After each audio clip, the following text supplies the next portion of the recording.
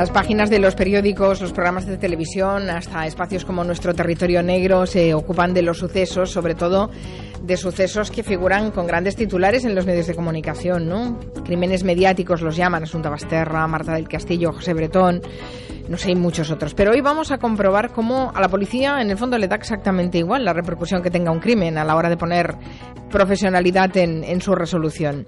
Hoy en Territorio Negro, Luis Rendueles y Manu Marlasca nos van a contar cómo una unidad de élite de la policía, la misma que resolvió, entre otros muchos casos, los crímenes de Bretón, esclareció también la muerte de un perdedor, digamos, un tipo al que casi nadie echa de menos y cuyo asesinato pasó prácticamente inadvertido para casi todos los medios. Manu, Luis, buenas tardes. Hola. Buenas tardes. Y queríais, supongo, resaltar con este caso y con este ejemplo la labor que hace la policía, ¿no? Bueno, sobre todo que a los periodistas no nos da igual el tipo de muerto que tengamos, pero a la policía sí que le da exactamente igual. Bueno, la presión que deben sufrir no es la misma para resolver un caso u otro. No, Quiero decir, la presión ambiental, no, Ellos casi prefieren que no sean mediáticos. Claro. Bueno, ¿y este perdedor, quién es esta víctima de este crimen que prácticamente pasó inadvertido para casi todos? Pues se llamaba Antonio José Ávila Sánchez, murió el 30 de octubre del año 2012, cuando tenía 29 años, murió en su casa de Logroño, en el número 101 de la calle Piqueras, en el barrio de La Estrella. De ahí el nombre de la operación que vamos a contar, que fue la operación Estela. Antonio José Ávila le cortaron el cuello y le machacaron la cabeza a golpes. Todos le conocían en el barrio y en su pueblo incluso como el Sevi. El Sevi porque nació en una localidad sevillana de la Puebla de los Infantes, bastante lejos de donde murió, de Logroño. Le llamaban también Churrita, le llamaban Pajarito. Llevaba más de medio año en paro. Había trabajado como albañil para una empresa constructora que había quebrado y con la que estaba todavía pleiteando en magistratura. Sí, hacía tiempo que el Sevi había entrado ya en una cuesta abajo, vivía solo en la casa donde murió. Se había separado de su exmujer, con la que tenía un niño de 4 años.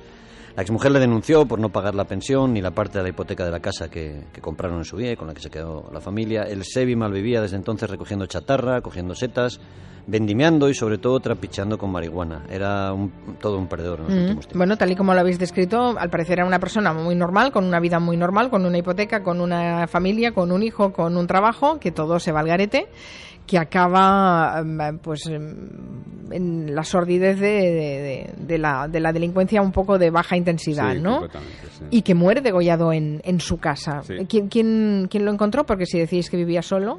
Pues era un tipo de costumbres el Sevi. Todos los días bajaba a comprar Coca-Cola a una tienda de comestibles y chucherías cercana a su casa. El día que no bajó, el encargado de la tienda, que además era amigo del Sevi, se extrañó y comprobó que en su ventana había luz, estaba encendida. Así que llamó a un amigo que tenía, digamos, ciertos conocimientos a la hora de abrir puertas sin tener la llave, y este abrió la puerta y se encontró una escena terrible. Antonio estaba allí vestido con un pijama, sentado en el sofá, molido a golpes, con la garganta rajada, y la escena del crimen indicaba que su asesino o sus asesinos le conocían porque antes habían dejado unos restos de Coca-Cola, se habían estado tomando algo y no habían dejado, eso sí, huellas dactilares. Solo la cocina estaba llena de restos de sangre. Estaba abierto el cajón de los cuchillos y faltaban algunas cosas del lugar del crimen. O sea que podría ser un robo. Podía ser, eso es lo primero que se pensó. Lo que pasa es que parecía una brutalidad desmedida para el botín que se habían llevado. Faltaba un ordenador, faltaba un teléfono móvil, un anillo barato que tenía una piedra, una circonita y algo de marihuana. La policía encontró vacía una cajita de madera en la que la víctima solía guardar el cannabis que él mismo consumía y con el que también trapicheaba para ganarse la vida. Desde luego mucho botín no se llevaron. Y claro, la brutalidad del crimen sí que hace sospechar que puede haber algo más. Es quizá por eso que es una unidad de élite de la policía la que se hace cargo de las pesquisas sobre la muerte del Sevi. No, simplemente es porque los agentes de la Jefatura Superior de La Rioja piden la ayuda de la central, ¿no? De la sección de homicidios de la UDEF Central. Ese es el protocolo. Si en alguna comunidad autónoma alguien necesita ayuda o cree que no puede resolverlo por sí mismo, pues pide ayuda a la unidad central en Madrid. Y algunos de los agentes de la UDEF Central que se hicieron cargo de este caso, del Sevi, participaron, por ejemplo, en la investigación de los crímenes que decíamos antes, de los niños de José Bretón. Uh-huh. Lo primero que hicieron al llegar a La Rioja fue entrevistarse con todo el vecindario del Sevi, de Antonio, para comprobar si alguien había oído o visto algo sospechoso los días próximos al hallazgo del cadáver, ¿no? Y entonces una mujer recordó que había visto a 2 personas fumando un cigarro en casa de la víctima. Ya tenían una hora, entre las 12 y la 1 de la tarde, y un día, el 30 de octubre del 2012, en la que habían fijado el crimen. Y los investigadores pusieron un enorme foco sobre el Sevi en busca de una explicación para su muerte, porque claro, datos había muy pocos indicios. Exacto, y el foco tan enorme que pone la policía cuando tiene que investigar un crimen, un secuestro, detectó muy pronto una zona de sombra, que eran los problemas que tenía el Sevi con su exmujer y con la familia de esta. Problemas de dinero, problemas por la custodia del niño, pero pronto quedaron descartados esta parte de la investigación, ¿no? Así que centraron las pesquisas, pues como tantas otras veces, en el teléfono móvil del fallecido. Pidieron las llamadas entrantes y salientes y localizaron a todos los que hablaron con el Sevi durante los 2 meses inmediatamente anteriores a su muerte. Los agentes tomaron declaración así a unas 100 personas aproximadamente para encontrar un hilo del que tirar y que fuese el bueno. 100 personas Sí. Salen del análisis del teléfono esos 2 meses y hablan con todos ellos. Eso es, la policía se da cuenta en esas tomas de declaración que todo el entorno de la víctima pertenecía, como dices tú antes, a delincuencia de baja intensidad, a delincuencia cutrecilla. Nos contaban los policías que tenían que verlos, a los conocidos, al entorno del Sevi, tenían que quedar con ellos por las mañanas, porque a partir del mediodía algunos se agarraban unos globos que no se acordaban ya ni de cómo se llamaban ellos mismos. Oh, qué tremendo. De esas 100 declaraciones no sale casi nada productivo, casi nada útil, pero los investigadores se fijan en un tipo que no parecía tener mucho interés en verles, que les daba largas, que no aparecía cuando le citaban. El tipo se llamaba Adrián Velasco Álvarez, le conocían como el Velas, tiene 25 años, tenía 7 antecedentes por robo con fuerza, robo con intimidación, delito contra la salud pública, malos tratos y lesiones. Claro, y con esa actitud la policía lo convierte rápidamente en sospechoso. Sí, tenía un buen perfil, de hecho, para ser sospechoso. Antecedentes, consumidor habitual de drogas y, sobre todo, lo que más llamó la atención era su resistencia a verse con la policía, ¿no? Pero lo cierto es que no había mucho más contra él. No había una sola huella en el escenario del crimen, no había restos de ADN. Pero el 17 de febrero del 2014, cuando los investigadores no habían terminado de hacerse una idea de lo malo que era el Velas, la suerte se puso, una vez más, del lado de los buenos. Y el Velas fue detenido, pero por otro asesinato. Ah, o sea, fue arrestado por otro asesinato distinto al del Sevi. Este año, en 2014, fue pillado casi infraganti junto con otro delincuente habitual de Logroño, Francisco Javier León Martínez, al que llaman Carapán. El Velas mató a una vecina de la calle Vara del Rey, del número 67, muy cerca de donde vivía.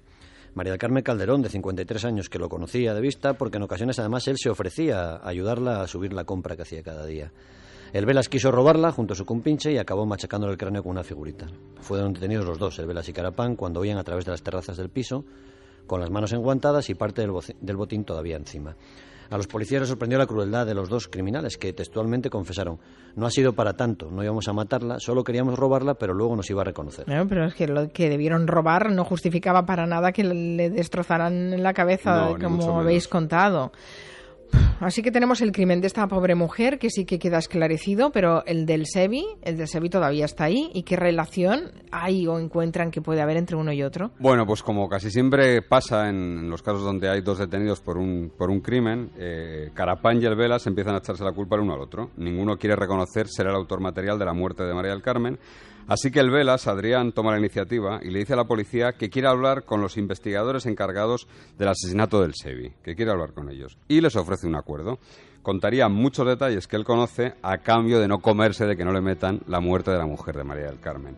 Y, lógicamente, lo que hace la policía es: venga, vale, chaval, cuéntanos, y le dan carrete. Dar carrete, ¿qué es? Tirarle de la lengua, ¿no? Dejarle que hable, claro. Dejar que hable. ¿Y cuenta algo de interés? Sí, el Velas dice que el crimen lo cometieron dos conocidos suyos, aunque no da los nombres, y que todo fue por quitarle al Sevi 200 gramos de la marihuana con la que él trapicheaba, una variedad muy apreciada entre los consumidores que se llama Kriti. Por lo visto, ese cannabis tiene efectos alucinógenos, como algunos hongos, y entonces el Velas empezó a dar detalles muy concretos. Contó que mientras uno le golpeaba con un pequeño bate de béisbol que llevaba entre la camiseta y el pantalón, el otro le degolló con un cuchillo jamonero que había cogido de la cocina. Fija la hora del crimen precisamente entre las 12 y la 1 del mediodía, que es exactamente a la hora a la que fue el crimen, y dice que los asesinos se llevaron la marihuana, un ordenador y un anillo que le dieron al gitano que habría encargado ese robo.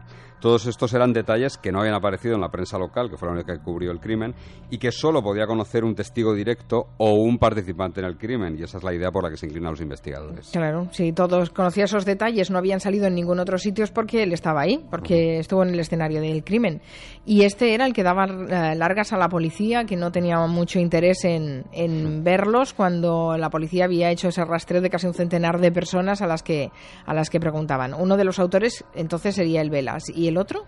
Lo que contó a la policía fue que uno de los participantes de ese crimen estaba en la cárcel, por otro motivo. Él insistió en que no tenía nada que ver con el asesinato del Sevi e incluso decía que era muy amigo suyo, pero la policía no le cree, tiene la certeza de que estuvo allí, en la casa, y desde ese momento se ponen a buscar los consortes del Velas. ¿Consortes? A ver, esto en vuestra terminología, ¿qué quiere decir? Consortes, cómplices, parejas, compañeros de faena. Es decir, vale. La policía busca delincuentes Compadres. con los que habitualmente trabajase el Velas, que hubiesen sido detenidos con él en alguna otra ocasión, y encuentran uno que efectivamente estaba en prisión en ese momento acusado de varios robos, tal y como había contado el Velas. Se llama Gonzalo Bailón Adán, es un tipo de 24 años, que tiene 17 antecedentes y que era el consorte habitual del Velas. Y además hay otro dato que la policía encuentra para implicar a Bailón en el crimen del Sevi. La última llamada que recibió la víctima, poco antes de morir, procedía de un locutorio cercano al domicilio de Bailón.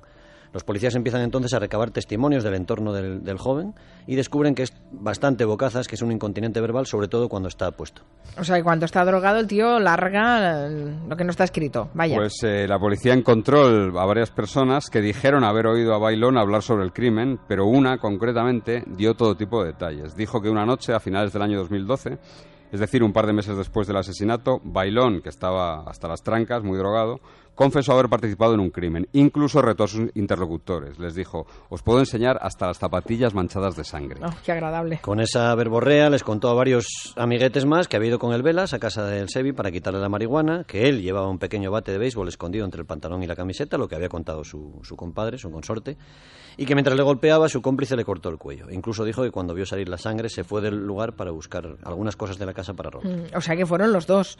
¿Y la policía encontró más pruebas? ¿Ellos confesaron? Bueno, el juez decidió escarcelar a Bailón y el Velas para tomarles declaración en presencia de todas las partes, para reconstituir, digamos, su testimonio, que todas las partes pudiesen preguntar. Y esto no es lo mismo que un interrogatorio policial, es un interrogatorio bastante más blando, más sencillo para los imputados. No es la presión que puede hacer un policía con un detenido y que solo está presente tu abogado, ¿no? Los imputados no confesaron, pero la policía halló una prueba muy importante. Localizaron el local de compraventa de oro en el que Bailón y el Velas habían vendido la sortija con la circonita que le quitaron a la víctima, ¿no? Lo vendieron, pásmate, que se pasmen todos los oyentes, lo vendieron en esta tienda de compraventa de oro empleando la documentación de otra persona, concretamente de un tipo de raza negra.